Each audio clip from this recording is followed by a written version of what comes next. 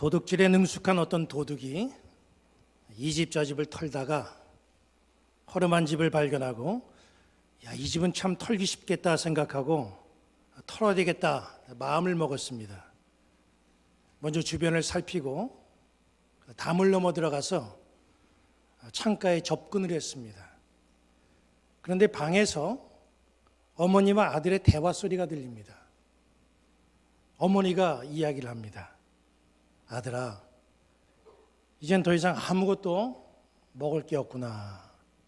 한 10초 정도 침묵이 흐릅니다. 그 다음에 아들의 말소리가 들려요. 어머니, 정 그러시면 똥이라도 먹어야죠 뭐. 깜짝 놀란 거예요, 도둑이.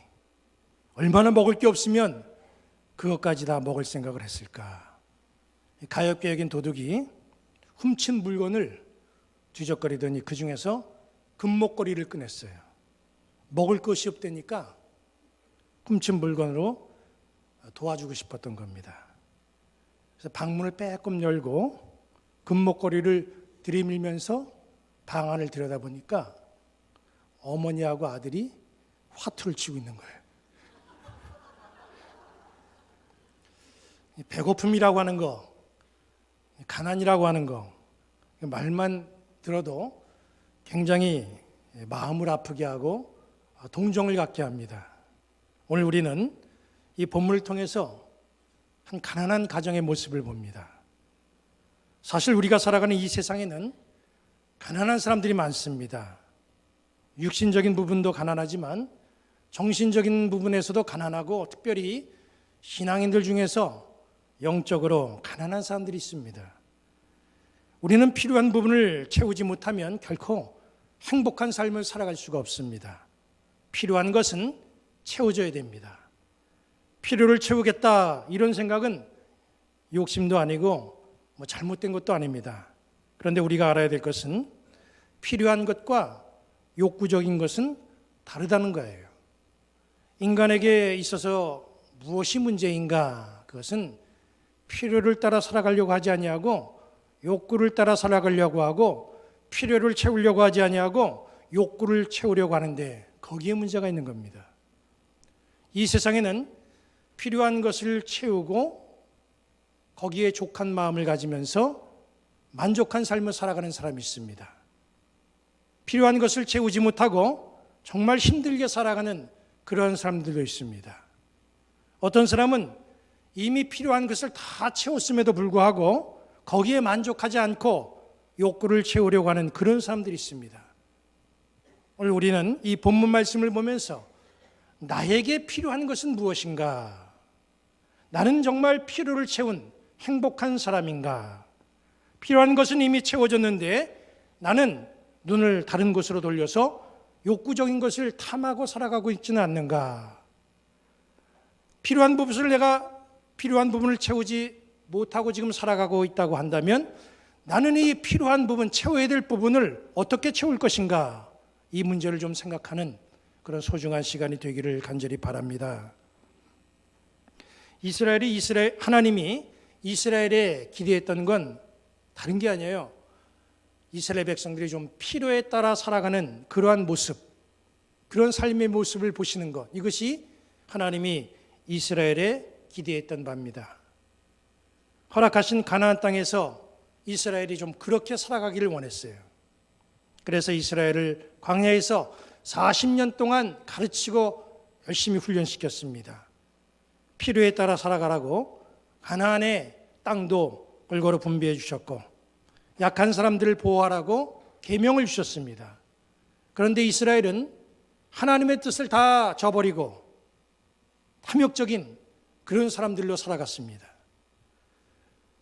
본문의 상황을 보면 하나님의 뜻과 얼마나 거리가 먼 삶을 이스라엘 사람들이 살아가고 있는지 그 상황이 어떤지 1절에 자세히 나와 있습니다. 1절을 보면 선지자의 제자들의 아내 중에 한 여인이 엘리사에게 부르짖어 이르되 당신의 종 나의 남편이 이미 죽었는데 당신의 종이 여호와를 경외한 줄을 당신이 아시는 바니이다. 이제 빚준 사람이 와서 나의 두 아이를 데려가 그의 종을 삼고자 하나이다.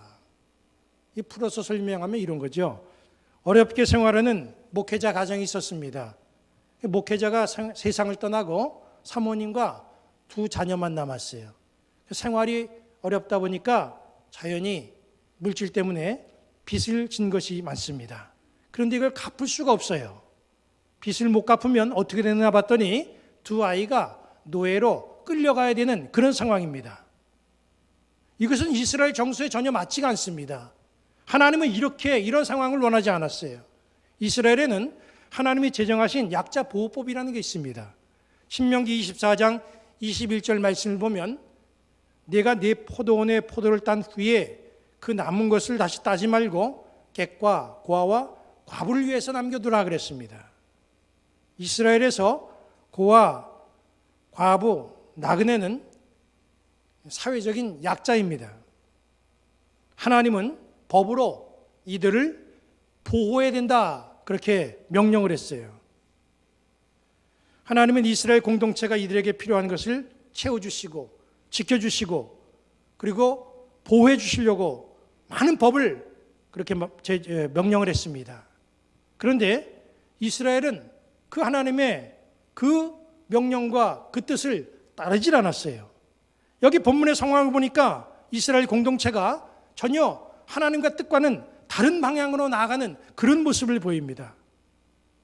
빚을 못 갚으면 노예로 끌려가게 되는 그런 사회, 이게 이스라엘의 사회의 모습입니다. 하나님이 말씀하신 약자보호법은 찾아볼 수 없는 그런 사회의 모습이 된 거예요.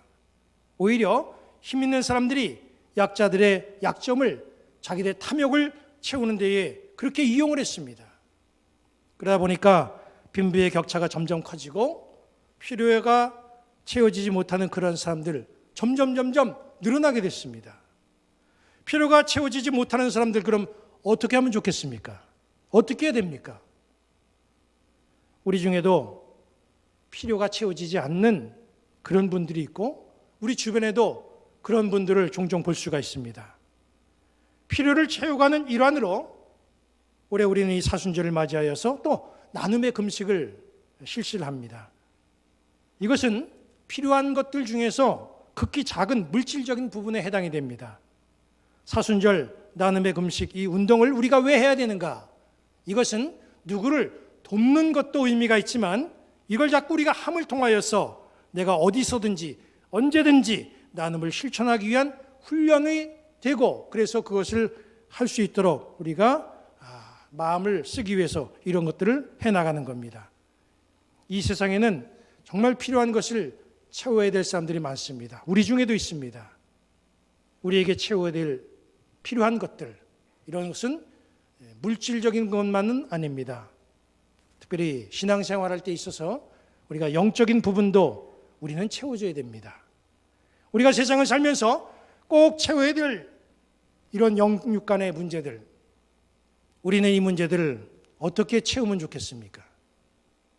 필요가 채워지지 않아서 아주 극한 상황에 몰렸던 이 가난한 한 여인의 가정, 이 가정이 어떻게 문제를 해결하는지 우리는 말씀을 통해서 한번 살펴보면서 우리는 좀 필요를 채우는 방법 알아내고 그리고 이 세상을 행복하게 그리고 기쁘게 살아가는 그런 주의 백성들의 모습이 되기를 주님의 이름으로 간절히 축원합니다.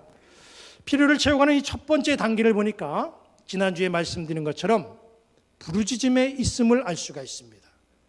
여기 본문 1절 말씀에 보니까 1절 말씀을 다시 보면 이렇게 말씀하고 있지요.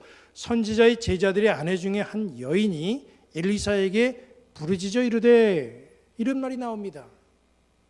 엘리사에게는 여러 제자가 있었어요.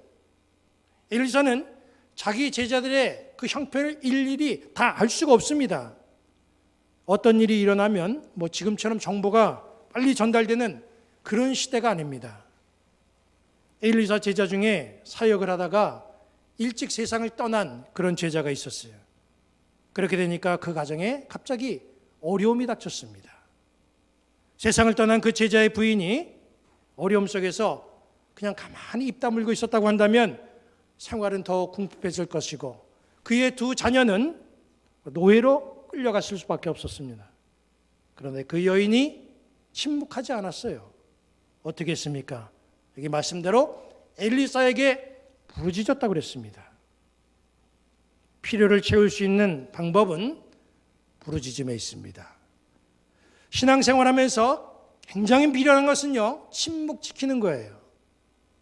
문제가 생기면 침묵하지 마십시오. 주님은 나의 사정을 누구보다도 잘 알고 계시는데 내가 침묵하면 주님은 역사하지 않고 개입하지도 않습니다.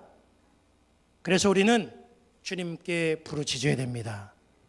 기도를 들으시는 주님께 부르짖으시고 응답을 기다리시는 주님의 자녀들 되시기를 주님의 이름으로 간절히 축원합니다. 필요를 채워가는 두 번째 단계가 어떤 겁니까? 내가 가지고 있는 것이 무엇인지를 확인해 보는 단계입니다. 여기 2절을 보면 엘리사가 그에게 이르되 내가 너를 위하여 어떻게 하랴? 네 집에 무엇이 있는지 내게 말하라. 그가 이르되 계집종의 집에 기름 한 그릇 외에는 아무것도 없나이다. 부르짖는 이 여인의 소리에 엘리사가 응답을 했어요. 네 집에 무엇이 있는지 나한테 말해봐라. 그 여인의 집에 있는 것이 무엇입니까? 기름 한 그릇. 이게 바로 여인이 가지고 있는 것이었어요. 가지고 있는 기름 한 그릇. 여러분들 여기에 집중해 보시기 바랍니다. 기름 한 그릇은 보잘것없는 것이지만은 그것이 여기 말씀 보니까 엄청난 능력의 역사를 이루는 시작점이 되었어요. 하나님이 우리에게 역사하시는 것, 이게 막히는 경우들이 있습니다. 하나님이 우리에게 역사하시는 것을 막는 그런 요소들이 있어요. 없다, 못한다, 안 된다, 이런 말들은 하나님의 역사를 이룰 수 없는, 하나님의 역사를 막는 것들입니다.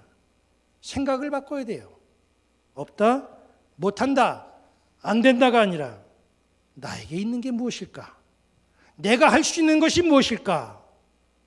나의 극한 상황 속에서도 내가 할 수 있는 것, 내가 할 수 있는 그것이 무엇인지 그것을 살펴보는 지혜가 우리 가운데 있어야 됩니다. 하나님은 모세가 가지고 있었던 보잘것없는 양을 치는 그 냄새나는 지팡이로 홍해를 가르시고 반석을 가르치는 분입니다. 어린아이가 가지고 있던 보리떡 5개와 물고기 2마리, 이 적은 것 가지고 수천 명을 먹이시는 분이 바로 우리 예수님이십니다. 아주 작은 것이라고 할지라도, 매우 보잘것없는 것이라고 할지라도 주님이 거기에 개입하시고 주님이 거기에 역사하시면 엄청난 능력이 나타나는 겁니다. 그 능력은 어디에서 시작되는 겁니까? 내가 할 수 있는 것을 살피는 데서 나타나는 거예요. 나의 약함에 기죽지 마시고 내가 가지고 있는 것, 내가 할 수 있는 것, 그것을 여러분 잘 활용하셔서 승리의 열매를 보는 그런 성도들 되시기를 주님의 이름으로 간절히 축원합니다. 필요를 채워가는 세 번째 단계를 보면 이웃에게 그릇을 빌리는 거예요. 여기 3절 말씀 보면 이르되 너는 밖에 나가서 모든 이웃에게 그릇을 빌리라. 빈 그릇을 빌리되 조금 빌리지 말고 그랬습니다. 엘리사는 그릇을 준비하라 그렇게 지시했습니다. 그 이유에 대해서는 구체적으로 설명을 하지 않았어요. 다만 가능한 한 많은 그릇을 이웃에게서 빌려오라고 얘기합니다. 모든 이웃에게 그릇을 빌리라. 이 무슨 뜻입니까? 이웃에게 도움을 요청하라는 거예요. 여인의 집에 있는 그릇 가지고서는 필요를 채우기에 부족합니다.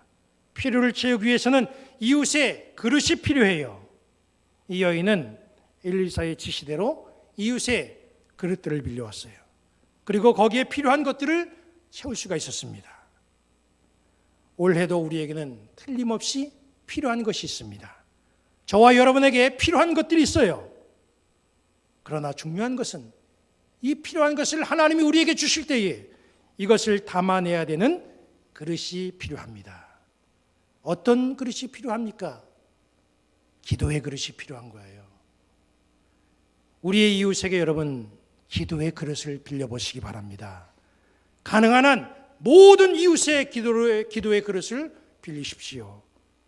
저는 지금까지 기도의 그릇을 참 많이 빌린 사람입니다. 저희 부모님의 기도의 그릇을 빌렸어요. 장모님의 기도의 그릇을 빌렸습니다. 장모님의 형제들의 기도의 그릇을 빌렸어요. 저희 장모님의 형제들이 일주일에 한 번씩 모여서 정기적으로 모여가지고 계속 기도의 제목을 놓고 함께 기도했어요. 저는 그 기도의 그릇들을 제가 빌렸습니다. 하늘의 복을 담을 수 있는 가장 크고 좋은 그릇은 금도 아니고 돈도 아니고 기도의 그릇이라는 사실을 기억하시기 바랍니다. 기도의 그릇을 빌리세요. 모든 기도의 그릇을 빌리는 그런 지혜가 여기 앉아있는 우리 모두에게 있기를 주님의 이름으로 간절히 축원합니다. 필요를 채우는 마지막 단계는요, 빌려온 그릇에 하나님이 주시는 은혜의 복을 채우는 단계입니다. 그릇을 채우는 데 있어서 믿음은 절대적으로 필요합니다. 여기 본문 4절을 보십시오. 너는 네 두 아들과 함께 들어가서 문을 닫고 그 모든 그릇에 기름을 부어서 차는 대로 옮겨 놓으라 하니라 그랬습니다. 그 모든 그릇에 기름을 부어. 그 여인이 이 집 저 집에서 그릇을 많이 빌려왔습니다. 하지만 가지고 있는 그 기름의 양을 보면 한 병에 한 병, 기름 한 병뿐입니다. 그런데 말씀은 그 한 병의 기름을 그 모든 그릇에 부으라는 거예요. 기름이 한 병밖에 없는데 어떻게 모든 그릇에 부을 수가 있습니까? 대충 눈으로 봐도 그건 불가능한 겁니다. 그런데 5절 하반절부터 6절 상반절은 이렇게 증언하고 있어요. 그들은 그릇을 그에게로 가져오고 그는 부었더니 그릇에 다 찬지라. 가져오고 부으니까 그릇에 다 찼다고 그랬어요. 그릇을 준비하는 거, 준비한 그릇에 기름을 붓는 거, 이건 우리가 해야 될 몫이지요. 우리가 해야 될 일입니다. 그릇이 채워지는 거, 이것은 주님이 하시는 일입니다.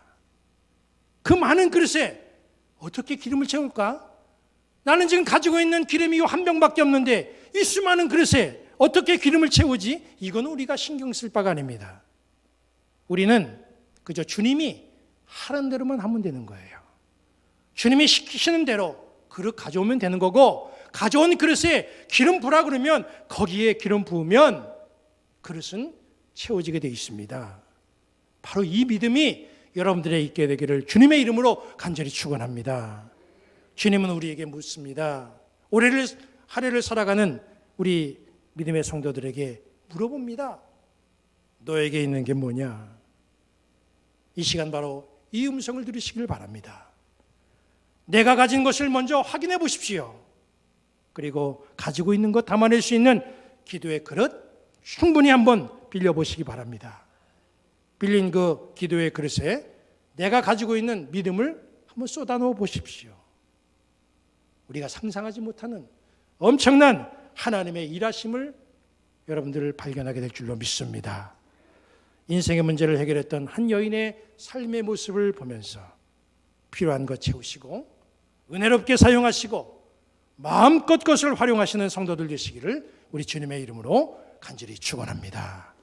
이제 우리 자리에서 일어나시고 찬양하시고 축도로 예배를 마치겠습니다.